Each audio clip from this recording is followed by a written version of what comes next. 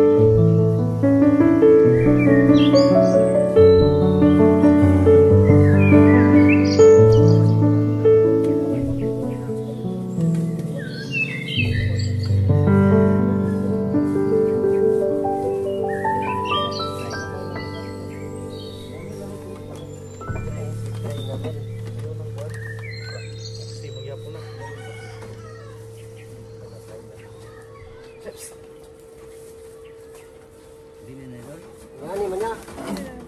Kanay, ngani man na.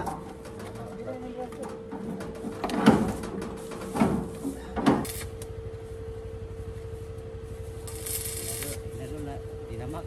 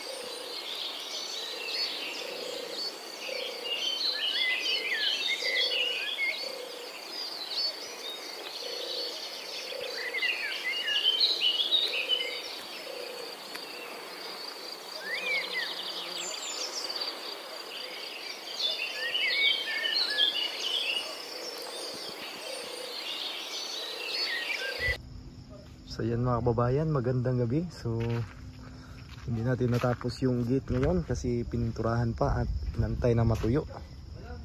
So yan, bukas pwede na natin tong takpan ng metal cladding. So ito po yung ginawa ko kanina mga kababayan, na bali handle at saka lock na din. So yan. So hindi pa ito na final kasi biglang umulan.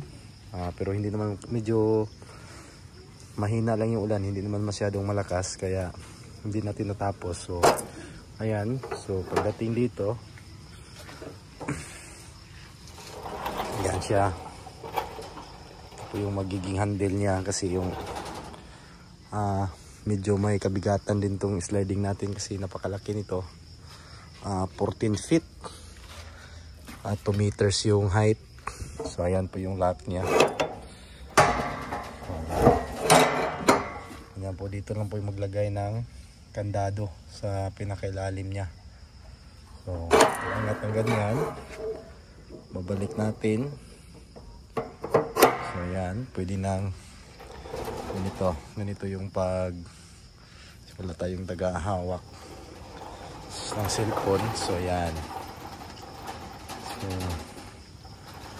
yan po yung sliding. So pagdating dito, ganun lang mga kababayan. At ayan, angat. So ganyan. Ayan po siya. Pagdating naman dito sa dulo, dito tinakpan ko ng cladding na dito kasi hindi na po tayo makapag-rivet dito. Kaya tinakpan ko dito sa likod kasi hindi na tayo makapag-rivet dito kapag nahuli po ito. Kaya inuna ko po ito dito kasi double walling po ito mga kababayan. Pati dito naka double wall din po ito, cladding din. So ayan po yung bali natin, panangga na hindi matumba yung sliding natin. Pati dito ayan, hindi pa napinturahan. So may dalawang bearing din dyan. Yan, bearing yung ginamit ko. So yan. At hindi siya maalog kapag nadiretso na po dito, hindi na po siya alog. Ayan, tingnan niyo po yung yan po yung design na ginawa ko mga babayan. So hindi po siya po kung iangat man kung sakali, hindi po kasi maliit lang po yung nagiging space niya dito. Mga 0.3 lang po siya. Kaya hindi talaga siya may angat. So yan po yung diskarte mga babayan. Kasi pag malaki po yung awang sa itaas, pwede po itong buhatin pataas para yung gulong niya sa ilalim ay maalis doon sa guide. So pwede po siyang mabuksan. Yan po yung ng sliding gate. Dapat walang space doon. At pati dito may panangga din tayo dito na gagawin. Dito sa pinakaitaas, ayan, lalagyan natin ng parang, kung sa Bisaya pa, kalo niya o yung stopper dito para hindi din maiangat kahit doble tayo mga kababayan, double. Kasi dito pag nakalock na po ito dito, hindi talaga ito aangat. Pero kung sakaling malimutan man na hindi malock dito, so hindi po pwede, hindi po maiangat nila sakaling may pumasok na masama. So hindi nila maiangat ang sliding natin. So kasi may tayo gagawin dyan na parang kalo. So yan, at hindi pa ito napinturahan, hindi pa na final. Bukas na ito kasi nabutan kami ng hindi naman malakas na ulan, pero huminto na kami kasi kuryente po yung gamit natin. So at iwasan din natin mabasa kasi mainit yung ginawa natin. So yun lang, simpleng lock lang po siya mga kababayan. Ganun lang po siya. Angat mo ng ganun, tapos ikot, tapos pasok dito. Ayan. So may ito, kailangan pa natin tong lagyan ng bracket para magiging matibay po ito. So, matibay naman to, pero hindi po ako komportable. Kailangan ko pang lagyan po ito para magiging matibay yung ano natin, lock ng sliding natin. So ayan. So makikita nyo sana kung may taga video natin. So ayan o. So yan, pag dating to sa dulo, sasalo yung dalawang bearing doon. So ayan o. Ayan o. Hindi na po ito uga-uga mga kababayan, hindi na po ito may uga-uga. Ayan, tingnan natin. Ayan o. Grabe ang tibay. So hindi mo uga to. Ayan. O.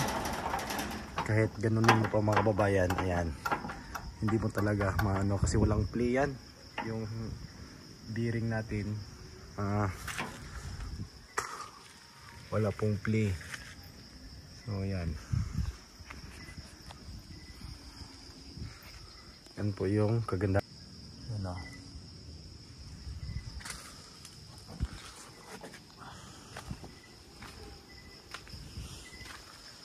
So balik natin. Ayan, dito lang hawak. Ayan. Pag ganito kasi mga kababayan, kasi yung sliding natin, smooth naman siya, pero mabigat po yung jeep natin. So ayan, ganun lang yung paglalak. So ayan, lock. Ayan.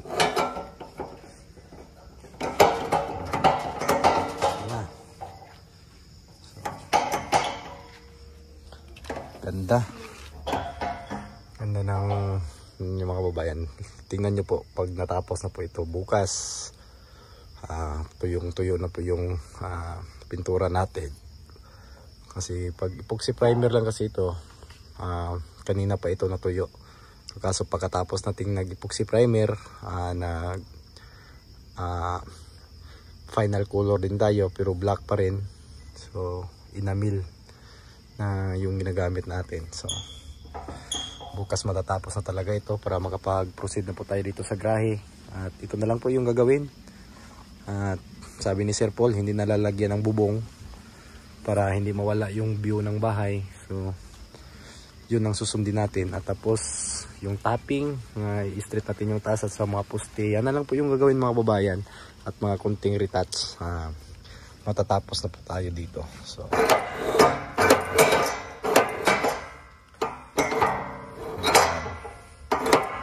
smooth po siya. So yan. Thank you mga babayan at God bless. So yun lang mga kababayan, maraming salamat. At kagabi na tayo naka-upload kasi matagal kaming mga babayan tawag doon, mga dugay mini undang. Ayan, gabi na kaming huminto sa pagtrabaho kasi gawa ng overtime tayo lagi kasi para matapos na. So malapit na talaga. Yung sliding lang talaga yung medyo matagal kasi fabricate natin lahat, pati yung mga lock niya ginawa natin. So medyo matagal gawin. So ayan, thank you so much at amping mo tanan mga kababayan. God bless po sa inyong tanan. Ayan.